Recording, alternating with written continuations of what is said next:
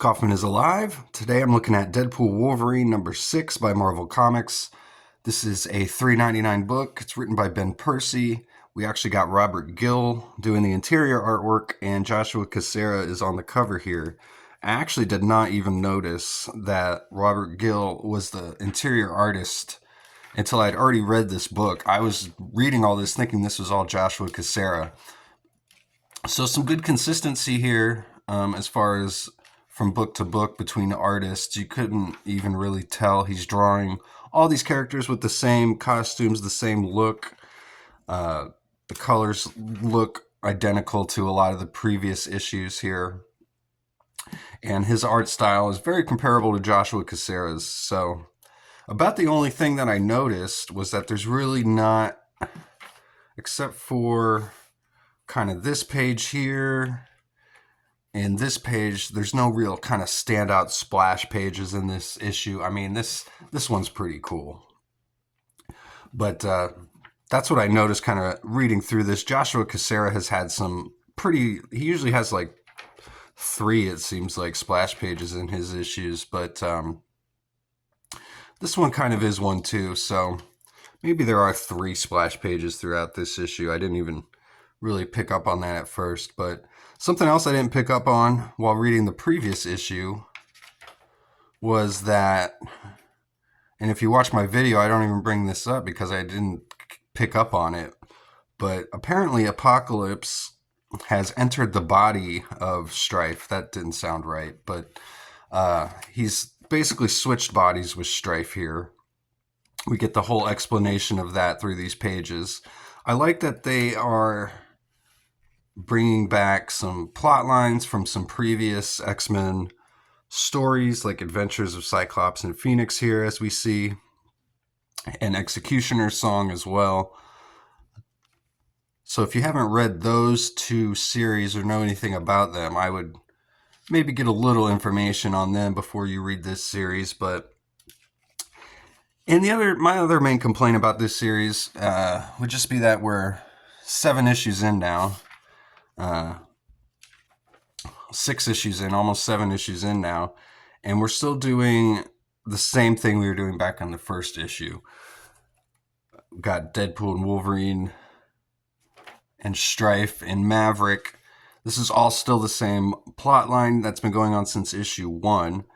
Obviously, Deadpool, Wolverine, this could have been like a villain of the month type of a book, certainly, where you had Deadpool and Wolverine battling different villains each month, but instead it's just been one long storyline here, 6 issues in.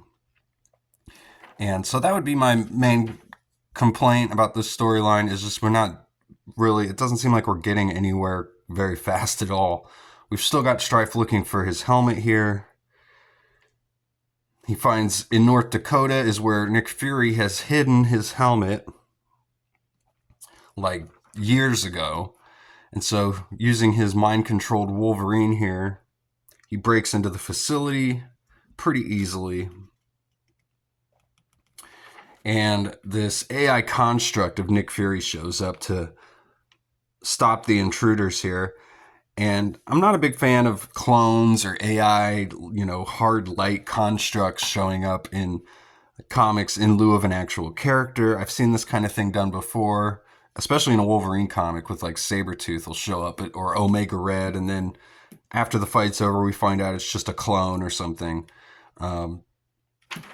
Marvel gets away with that a lot.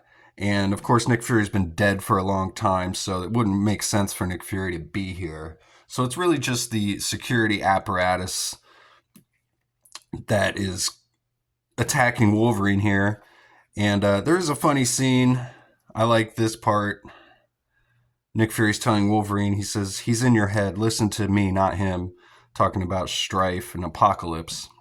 And he just starts casually like shooting Wolverine over and over again at point blank range while explaining everything to him here. So that's kind of a funny scene. I liked that. But the AI construct Nick Fury is easily disposed of by Apocalypse here, or Strife, whatever you want to call him. And he's easily able to break into this bunker and finally, after 6 issues here, find his helmet. And he says, "No one and no place will be sheltered from my power." So finally getting somewhere, getting to the big meat of the matter here, hopefully, with Apocalypse or Strife finally getting to full power here. I definitely recommend this series and this issue. Even though it's got a kind of guest artist here, like I said, you couldn't even be able to tell. We get a lot of backstory here onto what exactly is going on with Strife and Apocalypse here. So kind of the big reveal of that. In my last video, I totally didn't get that on the last page, that Strife was Apocalypse. I thought he was just working for Apocalypse, but apparently Apocalypse, in the distant future, he's dying, he needs a new body, so he's able to transfer his consciousness into that of Strife's. And then somehow he travels back in time here, so to where we are now. And again, I want to thank you for watching the video. Please subscribe to my channel if you haven't yet. I do post daily comic book reviews, and I will be back later with another one. So thanks again for watching. Go read comics.